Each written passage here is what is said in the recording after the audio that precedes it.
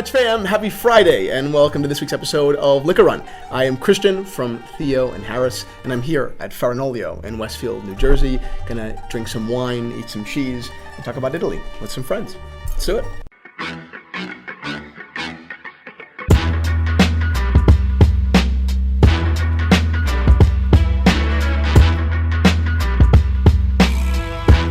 All right, before we get into today's episode, we'll do a quick wristwatch check. So, Dad, what are you wearing on your wrist first?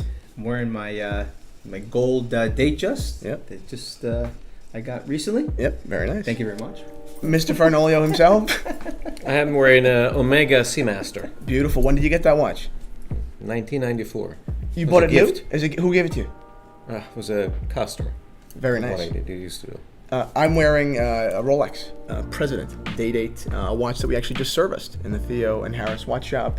It had a bunch of marks and scratches, and we brought it back to life. It was a fun experience. And today, as a special episode of Liquor Run, we have many guests. We have a large audience here today. Everyone from Poppy. What's going on, Pops? What is it? A fan?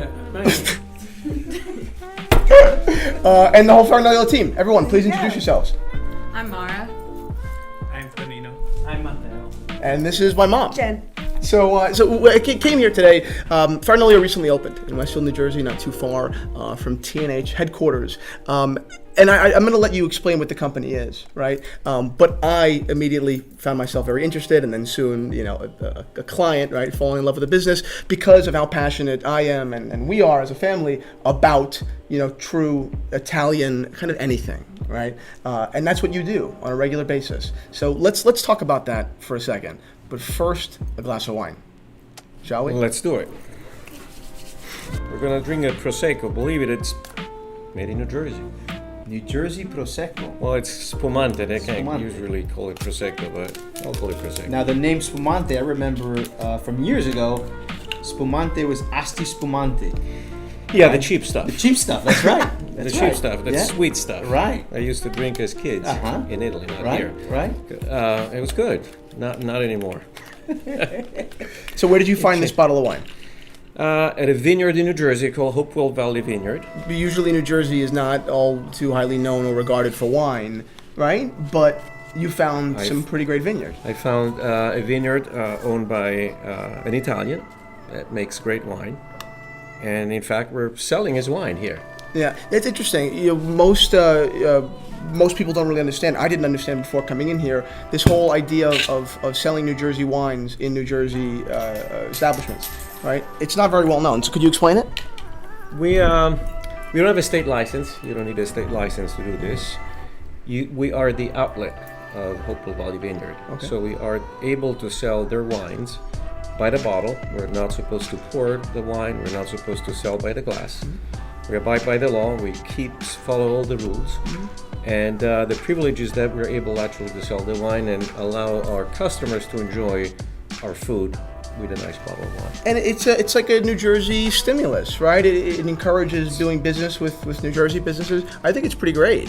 And although maybe a little skeptical, people may be about New Jersey wines, I've had them, and this is really good. I think it's going to pair really well. Good. All right, so let's pour some glasses and let's get into it. Let's go.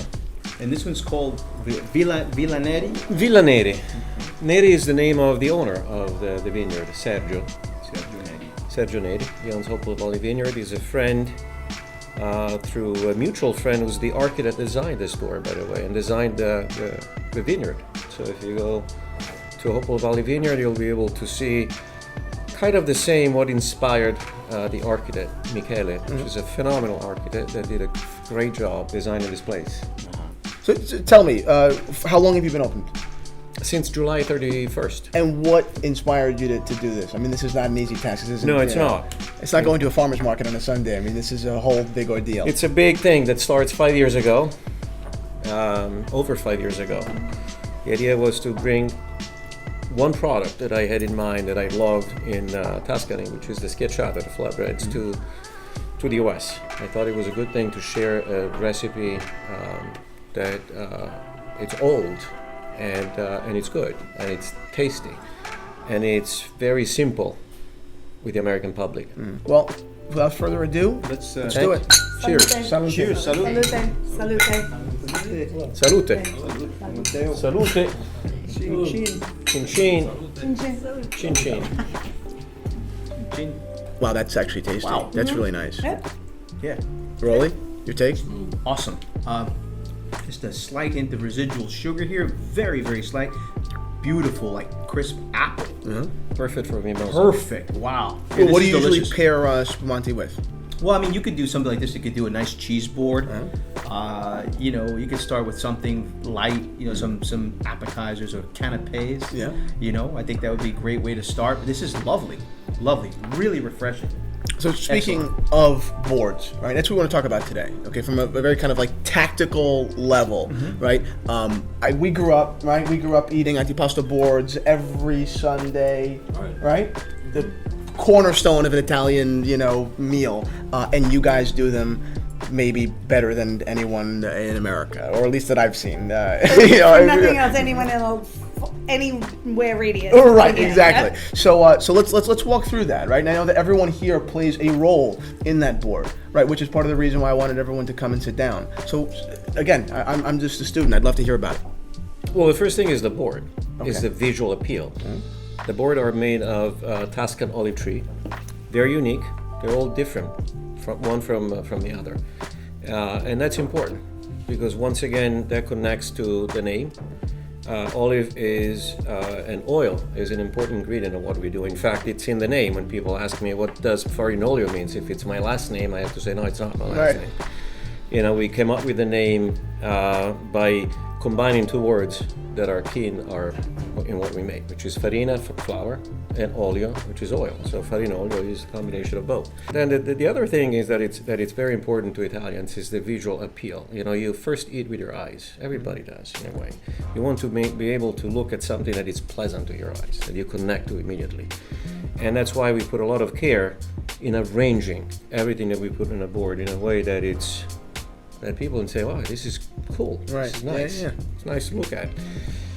And the third thing, but not the least important, is the quality of what you put on the board. Of course.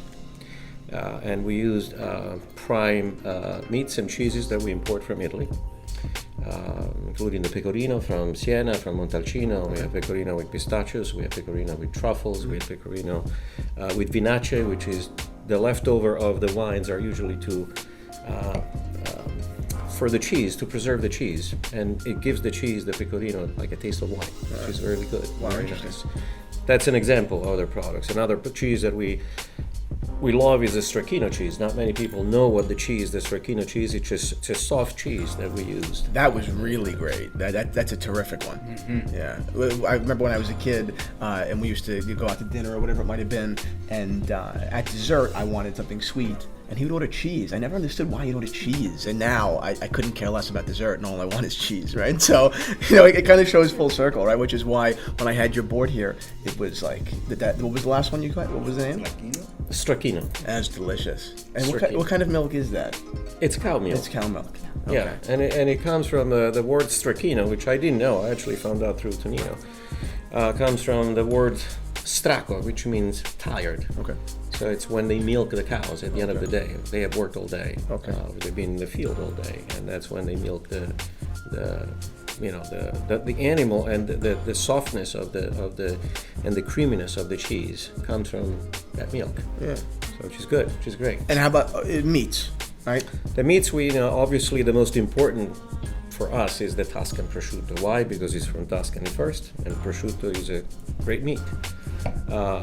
We import the prosciutto through a supplier and a partner, Filippo Gambassi. He has 4 stores near Siena, in Tuscany, but he also started to raise pigs in Richmond, Virginia. Oh, no way. So we use that prosciutto, and we use other products from him, like the finocchiona, which is another salami, I'd say very unique to Tuscany, because it's very used in Tuscany. It's a salami with fennel seeds. Okay. Very tasty, that we use for our towards, and we use for sandwiches as well. Then we have another product, Italian, is mortadella. Mm-hmm. Not many people know that. People tend to confuse the mortadella with bologna, and that's I was going to bologna. say, yeah. It's a big mistake. That has nothing to do with bologna. Although I understand the reason, because the mortadella in Italy it's called also Bologna. Bologna. From the city of Bologna. Okay. And that's why I guess it became Bologna. But Right. That's Bologna, mortadella. Right. So they're not the same thing. And we use Lonzino, for example, which is a type of capocollo. Very, very tasty. It's another meat that it's hard to find. Okay. And it's also supplied by the same, by Filippo, the same company called Terra di Siena. And we put that on the board. Porchetta. How can you do without porchetta? Porchetta, it's obviously. We went to Orvieto, No, didn't we? no, Where did we go? Frascati. Frascati for porchetta. porchetta, Yeah. Yeah, In it was delicious. June. Yes. Yeah. Why did I do this? I was a passion. Yeah. You don't want to die with the regrets. That's my philosophy. You know, if you have a passion, if you have something you want to do, just do it. Get it done. You can always change your mind, but, Right, yeah. but at the same time, get it done so that you can, you know, when it's your time, say, well, I did it. Right. Instead of say, oh, I should have done should this. have. Yeah, yeah, So yeah. that's why I did it, but I had a goal. I said, I'm going to do this before I reach the age of 60. Okay. And we opened 3 days before. So How awesome That's is that? good. Let's talk about your role in the business, right? And how basically everyone here, we just talked about specifically the cheese board, but how everyone works together to create what is now your dream, or what has always been your dream. Let's go into it. well, we should start from the one that is off camera right now, but Get her doing the no again. so Get her- I'll speak on her behalf. Yeah. The first partner This that is I your had wife. is my wife. It's my life partner and my business partner. I had to check with her. Am I really crazy? Are you gonna follow me in this craziness? And I don't think she fully grasped the craziness in the craziness until too late. Yeah. When you're like in the middle and you say, okay, Well, it's too late to happening. turn back. It's happening. And then I think it just got to her. Say, oh my gosh, this is really crazy. Yeah. So, but she's been on board from day one. She is right now. I try to keep her on board. Yeah. And she keeps me sane as well, because I need someone to Yeah. help me also through going through the challenges. So that's the most important and the first piece of this partnership. I had my wife next to me. The third one was Tonino. So Tonino, we let him introduce Yeah, himself. yeah. Introduce himself. All in Italian, perfectly fine. We'll translate for the camera.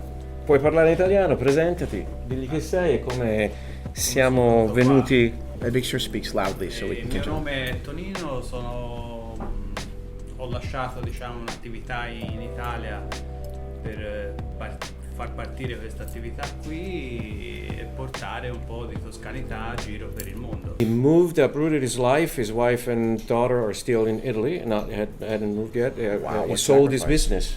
He sold his business to be It's here. incredible. So that's a big move. That's Yeah. huge. And he's younger than me, but it's not that young either. So Yeah. it's not 25 anymore, right? Yeah. But so it's a big move for that reason. It's a major move. And on the every day, what does he do every day? He runs all the baking operations. Okay, And so- he's in charge of the baking part, right, in the kitchen. He makes it happen. Yeah. Makes it happen. Without him, we wouldn't have bread Right. to eat with the boards. He wouldn't have moved if you didn't ask, right? That wouldn't have happened. So it still is a burden on you. I mean, that still is that's a large risk, even though it's not your risk. It is a risk that you're involved in. That's scary. You know, it's scary to be involved in business and even ask such a not a favor, but ask. You know, that's amazing. That's amazing. Yeah, that was a. And all for bread. Because it's not bread. It's a piece of art. It's a tradition. Yeah. It's something that it's like if you have a good painting. It's a beautiful painting. You have the Mona Lisa. You want to share with other people, but at the same time lock it and make sure that Right. that nobody's going to steal it. Yeah. So that was a way to bring this bread here and share and preserving that tradition by sharing with more people. Yeah. Because traditions are going away, even in Italy. Migration patterns are taking away some of the recipes. I have a question. Now, in Tuscany, it's very common not to use salt in the bread. Do you do that? Without salt. Without Tonino. salt. See? No, No no salt. sal. Tonino is like, he does put a little bit of salt. Okay. It doesn't like the idea. So, first of all, on the schiacciata, you need salt on top. I feel like you On hit a top, sensitive, yes. sensitive subject. Yes, little I feel like you didn't ask an little more. innocuous question. You asked a very. But for the bread, he actually had to violate himself And I said, you need to put some salt because Americans may react poorly. Right. But we're still thinking we should spin the bread without salt for people with hypertension. Say, hey, you know what? There's no salt. Actually, you can eat it. There's no. Yes, that's bread. right. Right. So Absolutely. I'm thinking that would be an good idea. That's a nice And angle. white bread doesn't have salt in Tuscany. Next team member, but first a glass of wine because I am far too parched. Let's continue. Let's continue with the Which next. one are we drinking now? We're going Sangiovese, which is one of the grapes used in the Chianti. So this is a Sangiovese also from Hopewell Vineyards. Riserva, absolutely. Riserva. Riserva, 2014. Salud. Salute. Salute, Pam. Salute. Salute. Chin chin. So let's pop it. Bad luck. Oh, Puppy's breath. salute. He was talking about capicola before. That's like gabagool. How about the bastardization of the Italian language in America, right? It drives me nuts. Yeah. Give me the gabagool sandwich and some mortadella. What do you think? So the first training we did, we train everybody that works with us. Starting in May, before we started, I said, no, first training, part of the training was I will not accept anyone in the team calling prosciutto Prosciutto. I said, just, the customers can do anything they want, Right. but not if you work here. I think it's an interesting distinction, right, between, obviously we live in New Jersey, there are 1,000 Italian people, 1 million Italian people, 1 billion Italian restaurants, right? It's really only, Italian and Chinese really all you can eat in this state, right? But your Italian is very, very, very, very different than the Italian American that we're used to seeing on every corner, and it is on every corner, right? So let's talk about that for a second. Why, was it the way you were? I mean, you grew up in Italy, right? That's the beginning. So let's start from there. Growing up, I mean, Well, growing up, anything that when I moved to the States, to New Jersey, and I went to Italian American or Italian restaurants, I said, what Italy are you talking about? Because this is not Italy that I know. Right. Not even the Sicily, because the food, Italian-American food has roots in Sicily and Campania, which is most of the migration in early 1900 or late 1800, people were coming from the southern part of Italy. Right. So they brought what they knew. But they were not chef, so they brought what they knew at that point. Right. So, and that's where the sauce, the tomato sauce that you find came from Sicily and Campania. Some of the traditions that you eat. For example, one thing that people ask me all the time, if I make the 7-fish soup, and every time I have to ask I don't even know what it is. Then there's a fact that many people don't know. When they say Italian food, what does it mean? There's no such a thing. It's because Italian, recipes and traditions change from town to town, not even from the south to the central or the northern part. So everywhere you go in Italy, which is, by the way, the beauty of being in Europe and Italy, it's that you can travel 30 miles and eat something different. Here sometimes you travel 3,000 miles and eat the same thing, which is fun because you're always experiencing something different, part of the culture of that region or that town or the place where you go, which is something that I love. So it's something that I want to also to share. I wanted to share what it's there to us as Tuscan and our cuisine. So that's what I'd like to. So now, have you done yourself proud in that way? Do you think that you've brought Tuscany to? I finally brought prosciutto. Yeah. So enough with the prosciutto. Enough with the prosciutto. That's it. Mozzarella instead of mozzarella. Right. Before we even go any further or farther, what about number 4 and number 5 on the team, Mara and Matteo? Introduce yourself. Matteo. So I'm Mara. I'm the assistant head baker here. I had found the application or job offer on my school's alumni website. I went to the International Culinary Center in New York City. And after I spoke with Francesco and Annette, I was already in love. Their vision was beautiful, and I just knew that I had to be a part of it. I never wanted a job so bad, so I was constantly checking my phone, looking for emails, and I couldn't be happier. So what have you learned to date? I've learned what real Tuscan food is, and I'm making the best food that I've made ever. So I've got a gift that I'll keep with me forever, and yeah. That's awesome. Matteo. Italiano? Yeah. E sono venuto qui circa 3 mesi fa per un sogno anch'io, per una passione anch'io, diciamo, perché ho deciso di portare anch'io la mia parte d'Italia negli Stati Uniti, in modo da far conoscere per bene il vero cibo italiano, diciamo. E nulla, lavoravo in Italia come cuoco e quindi diciamo che conosco un po' la tradizione culinaria della Toscana, e questa è la mia passione. Voglio far conoscere alla gente la mia terra, diciamo. How old are you? 21. 21. He's a babe. Another one. Young entrepreneur. How old are you? 21. 21. Yeah. All right. Awesome. We're all young. Yeah. These old people. We're all the old man. folks. Hey. So I am so impressed, truthfully, when I look at someone who, or not even just one person, a family who, and you know, many people who took on such a risk, and that's why being paired with the fact that I love your food, I love Italy, I love Tuscany, why I'm so enamored with Farinolio, right? And that's why I wanted to bring on the channel, right? Because it's not just about Italian food, right? That's wonderful, and it's a passion of mine, but it's this marriage of two things that really attract me, right? Yes, the capicola and the prosciutto and the cheeses you guys were talking about, but it's Say that again. Mortadella. it's like sex to his ears. He got red. He blushed. but it's what it's about. It's about, you know, family and following what you want to do. I don't know. That's what inspires me. It's presenting what we do in a way that it's pleasing Yeah. to your eyes. Yeah. It's an experience that it's not just about eating. Yeah.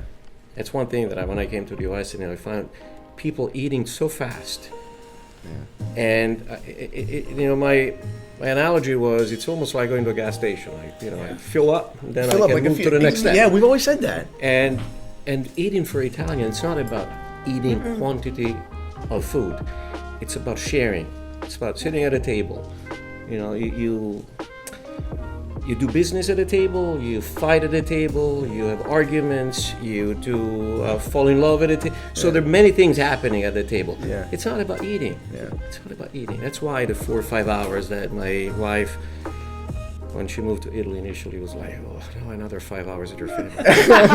So where do we find you? 121 East Broad Street in Westfield, New Jersey. Yeah. If you guys want, or you guys are in the remote vicinity of the area, I'd give you up to 2 hours, because I'll meet you and it'll be more fun. Right? A 2 hour commute to Farinolio, Westfield. I'll meet you and we'll have a glass of wine and then hang out and eat some prosciutto and some whatever else. Finocchiona, stracchino, pecorino, and we'll have fun, because this is a culmination of passion, and that's what this whole company is about. That's why you guys enjoy the content, and that's it.